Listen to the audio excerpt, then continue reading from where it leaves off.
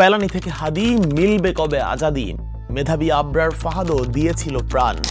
ভারতীয় আগ্রাসন কেড়ে নেবে আর কত বাংলা মায়ের সূর্য সন্তান। হাদিকে হারিয়ে হেরে গেল বাংলাদেশ।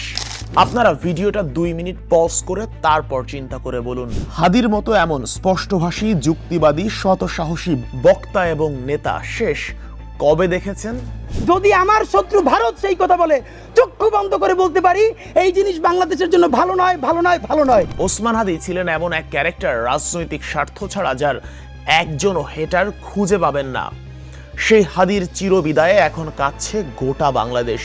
ঠিক তখনই দিল্লির দালালরা বসে হিসেব কষছে হাদির পর তাদের টার্গেট এখন কে। সব বিষয়ে আলোচনা করব আজকের ভিডিওতে। সাথে আছি শেখ আশিক।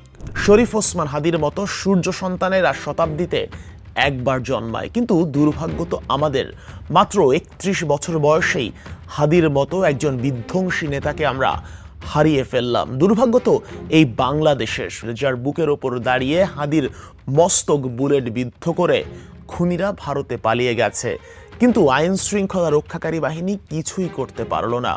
এর চেয়ে লজ্জার আর কি বা থাকতে পারে? হাদির মৃত্যু আরো একবার আমাদের চোখে আঙুল দিয়ে বুঝিয়ে দিল 71 থেকে 24 এদেশে স্বাধীনতা শব্দটা সবচেয়ে বড় মিথ্যা কথা।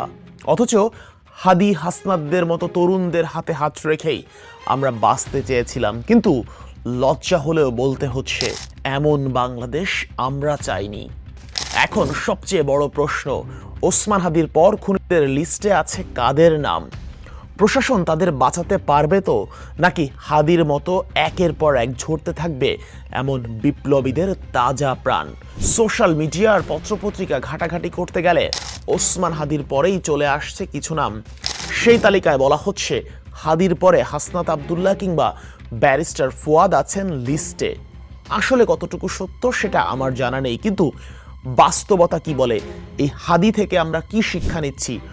সত্যি কি হাদির পরে আমরা আরো সূর্য সন্তানদের হারাতে চলেছি, নাকি এখান থেকে আমরা শিক্ষা নিয়ে সচেতন হতে পারি, রক্ষা করতে পারি সেই সব মানুষগুলোকে যাদের বাংলাদেশের প্রয়োজনে অত্যন্ত দরকার? আচ্ছা, আপনাদের মনে কি প্রশ্ন জাগে না, এ সকল টার্গেটেড কিলিং এর ক্ষেত্রে বাংলাদেশের প্রশাসন কতটুকু সচেতন থাকে, কিংবা তাদের কাছে আগে থেকে কতটুকু তথ্য থাকে?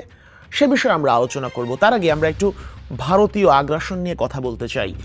বাংলাদেশে যারাই ভারতীয় আগ্রাসন কিংবা ভারতের আধিপত্যবাদ নিয়ে কথা বলতে গেছে, তারাই এই সকল টার্গেটের শিকার হয়েছে। আমি যদি আওয়ামী শাসন আমলের আবরার ফাহাদের কথা বলি কিংবা সদ্য শহীদ ওসমান হাদির কথা বলি, সব ক্ষেত্রে একটা কমন বিষয়, ভারতীয় আগ্রাসনের বিরুদ্ধে কথা বলা, এবং এরপরই তারা টার্গেটেড কিলিং এর শিকার হয়েছেন। আবরার ফাহাদ প্রতিবাদ তুলেছিলেন ভারতীয় আগ্রাসনের বিরুদ্ধে, কিভাবে ভারত বাংলাদেশকে নিজের অঙ্গরাজ্য বানিয়ে বাংলাদেশের অর্থনীতিকে চুষে খাচ্ছিল, সেটা নিয়ে আওয়াজ তুলেছিলেন আবরার ফাহাদ। আর তার পরিণতি কি হয়েছিল সেটা তো সবারই জানা। আর ওসমান হাদিও প্রতিনিয়ত বারবার করে বলে গেছেন ভারতীয় আগ্রাসনের বিরুদ্ধে কথা। ওসমান হাদি রীতিমতো দিল্লির দালালদের আতঙ্কের নাম ছিলেন। ওসমান হাদিকে যুক্তি দিয়ে খণ্ডন করতে পারবে এমন বক্তা আমি সাম্প্রতিক সময় দেখিনি। তাই হাদিকে ফেলে দেয়াই ছিল তাদের জন্য সবচেয়ে সেফ গেম। ছাত্র উপদেষ্টা 2 জন, আসিফ মাহমুদ, মাহফুজুল আলম, আগামী 3 দিনের মধ্যে এই চেয়ার লাথি মেরে আমাদের কাতারে চলে আসেন। তোমরা কেন একা একা মাস্টার মাইন্ড হইতে গেলে আমারে বলো। হাদি এমন এক কণ্ঠস্বর হয়ে উঠেছিলেন যাকে খণ্ডন করার মতো যুক্তি ছিল না কারো কাছে, আর সেজন্যই হাদিকে ফেলে দেয়া ছিল সবচেয়ে সেফ গেম। আর ঠিক একই সঙ্গে হাদির জনপ্রিয়তা যেভাবে তুমুল গতিতে বাড়ছিল, সেটা ভারতের জন্য আসলেই হুমকি ছিল। আর ভারত যেটা করার সেটাই করেছে। আপনারা একটু মাথা খাটিয়ে দেখেন, হাদির মৃত্যুতে কারা সবচেয়ে বেশি খুশি হয়েছে? সোশ্যাল মিডিয়াতে একটু চোখ রাখলে আপনার কাছেও পরিষ্কার হয়ে যাবে। হাদির মৃত্যুতে যখন গোটা বাংলাদেশ আহাজারি করছে, ঠিক তখনও কিছু মানুষ খুব বেশি খুশি হয়েছে হাদির এই প্রয়াণে।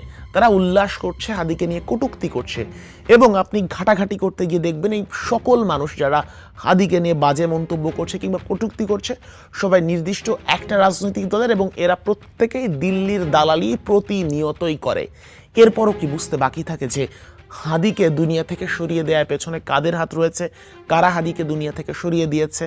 আপনি চোখ বন্ধ করে বার করতে পারবেন হাদি কাদের মাথা ব্যথার কারণ হয়ে উঠেছিল। হাদির জনপ্রিয়তা যেভাবে বাড়ছিল, সেই বৃদ্ধি পাওয়া জনপ্রিয়তা কাদের জন্য হুমকি হয়ে দাঁড়াচ্ছিল এটা বুঝতে কি এরপরও বাকি থাকে? আপনি সবাই একটা কথা বলছে হাদির মৃত্যুতে, যে সেই পুরনো উক্তি, এমনও জীবন তুমি করিবে গঠন, মরিলে হাসিবে তুমি কাঁদিবে ভুবন। আজকে তো তাই হয়েছে। হাদির জানাজায় হাজার হাজার লাখ লাখ লাখ লাখ লোক হয়েছে। আপনি লক্ষ্য করবেন হাদির জানাজায় যত লোক গিয়েছে, হাজার হাজার লাখ লাখ লোক গিয়েছে, যারা প্রত্যেকেই নিজেদের স্বপ্রণোদিত হয়ে গিয়েছে। এখানে কেউ জোর করে নিয়ে যায়নি, এটা কোনো রাজনৈতিক প্রোগ্রাম ছিল না, কিংবা কোনো জিলাপি বা মিষ্টির প্যাকেট দিয়ে কাউকে নিয়ে যাওয়া হয়নি। হাদির জানাজায় যারাই উপস্থিত ছিল তারাই একেবারে স্বতঃস্ফূর্তভাবে গেছে। কিন্তু এখন কিছু ভয়ও আছে। সে আওয়ামী শাসন আমলে আবরার ফাহাদ কিংবা বর্তমানে স্বৈরাচার পতনের পর ওসমান হাদি, সবাই কিন্তু যে যখনই ভারত বিরোধী কথা বলেছে তাকেই দুনিয়া থেকে সরিয়ে দেয়া হয়েছে। তাই এখন অন্য যারা আছেন, যারা বিপ্লবী, যারা ভারতের বিপক্ষে সব সময় মাথা উঁচু করে ঘাড় টান টান করে কথা বলে, তাদের জন্য ভয় আছে। আমি হাসনাত আবদুল্লাহর কথা কেন বলছি? ভারতীয় সাবেক কর্নেল সে বলেছে হাসনাতকে মাথায় নয় ঘাড়ে গুলি করতে হবে। চিন্তা করা যায়, ওপেনলি টুইট করে এটা ঘোষণা দিয়েছে। এরপরেও কি বুঝতে বাকি থাকে যে ভারত কাদেরকে টার্গেট করছে, কাদেরকে তারা দুনিয়া থেকে সরিয়ে দিতে চাচ্ছে, বাংলাদেশের কোন মাথাগুলো পড়ে গেলে ভারতের জন্য প্রচণ্ড সুবিধা হচ্ছে? এরপরেও কি বুঝতে আর বাকি থাকে? বুঝতে বাকি থাকার কথা না। কিন্তু সমস্যা হচ্ছে, দেখেন, আমরা যারা সাধারণ জনগণ, আমরা যারা বুঝলে আসলে কিছুই যায় আসে না, আমরা যারা বুঝলে শুধুমাত্র যে ভিডিও তৈরি করতে পারি কিংবা আওয়াজ তুলে বলতে পারি, শুধু না তারাই বুঝছি। যারা বুঝলে সত্যিকারের কাজ হবে, যারা বুঝলে আমাদের এই সম্পদগুলো রক্ষা পাবে, তারা কেন যেন বুঝেও বোঝে না। এই বুঝ আমার মাথায়ও আসে না যে আমার মতো একজন সাধারণ মানুষ কিংবা এমন অনেকেই আছে যারা আঁচ করতে পারছে, যারা বলছে যে কিছু একটা ঘটতে পারে, এমন কিছুর দিকে আগাচ্ছে, বিপদ আসতে পারে। এর আগে ভিডিও প্রকাশ হয়েছে, অনেকেই বলেছে, তারপরেও সেটা ঘটছে। কিন্তু আইন শৃঙ্খলা রক্ষাকারী বাহিনী কিংবা যারা বুঝলে এখান থেকে প্রতিকার পাওয়া সম্ভব, কেন যেন তারা বুঝতে পারেন না। এখন ভারতের সমস্যাটা আসলে কোথায়? ভারত যতই গলাবাজি করুক না কেন, তাদের মাথা ব্যথা বাংলাদেশ নিয়ে ঠিকই আছে, আছে ভয়ও। আপনার সেভেন সিস্টার নিয়ে তারা যতই বলুক বাংলাদেশ কিছুই করতে পারবে না, কিন্তু এই সেভেন সিস্টার নিয়ে ভারতের ভয় অবশ্যই আছে। এটা নিয়ে তারা ভয় পায়। যারা সেভেন সিস্টার নিয়ে হুমকি দেয় ভারতকে, তাদেরকেও ভারত সত্যিকার অর্থে হুমকি মনে করে, এবং ভারত তাদেরকে সবসময় টার্গেটে রাখবে যারা ভারত বিরোধী কথা বলে, তাদেরকে ফেলে দিতে। কারণ বছরের পর বছর ধরেই ভারত বাংলাদেশকে নিজের অঙ্গরাজ্যের মতো করে ব্যবহার করেছে। বাংলাদেশ শুধুমাত্র কাগজে কলমে একটা স্বাধীন দেশের মতো ছিল, সেই বাংলাদেশ থেকে যা খুশি যখন খুশি নিয়ে গেছে, এবং সেইভাবে ব্যবহার করার ফলে ভারতের জিহ্বাটা এতখানি লম্বা হয়ে গেছে। কিন্তু হুট করে যখন আওয়ামী সরকারের পতন হয়েছে, ভারতের একদম মাথা কাজ করা বন্ধ হয়ে যায়। আর তখন থেকেই ভারত একদম উঠে পড়ে লাগে কত দ্রুত সম্ভব আওয়ামী সরকারকে আবারও বাংলাদেশে ফেরানো যায়, এবং তখন থেকেই একটার পর একটা কর্মকাণ্ড ঘটিয়ে যাচ্ছে।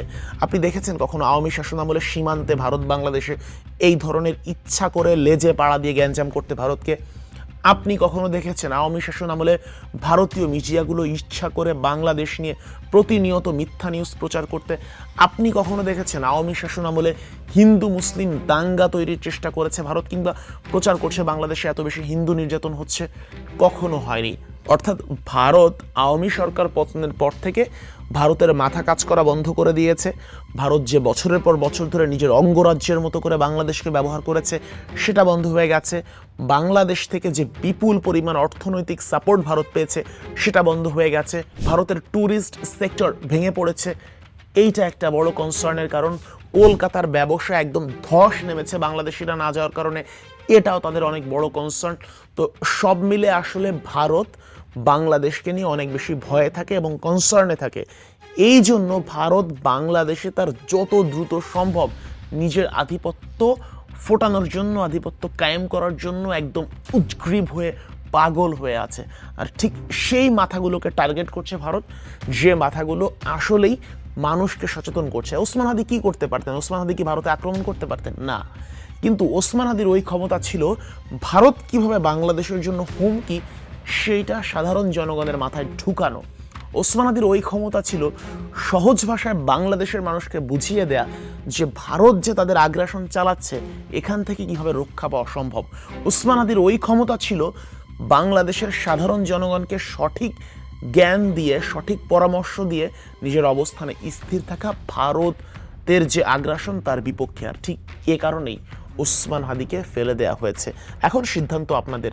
এরপরও যদি প্রশাসন সচেতন না হয়, এরপরও যদি যারা দায়িত্বশীল আছেন, যারা সিদ্ধান্ত নিলে কিংবা যারা কথা বললে, যারা সিদ্ধান্ত গ্রহণ করলে আসলেই বাংলাদেশ নিরাপদ থাকবে, তারা সিদ্ধান্ত গ্রহণ করবেন কি করবেন না এটা তাদের ব্যাপার, এবং বাকিটা জনগণের হাতেই থাকবে।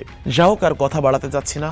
ওসমান হাদি চলে গেছেন, শহীদ ওসমান হাদি। নিশ্চয়ই আল্লাহ তাকে শহীদ হিসেবে কবুল করবেন এবং ওসমান হাদিকে জান্নাতুল ফেরদাউস নসিব করবেন আল্লাহ, এই প্রার্থনা থাকবে তার কাছে। বিদায় নিচ্ছি, আল্লাহ হাফেজ।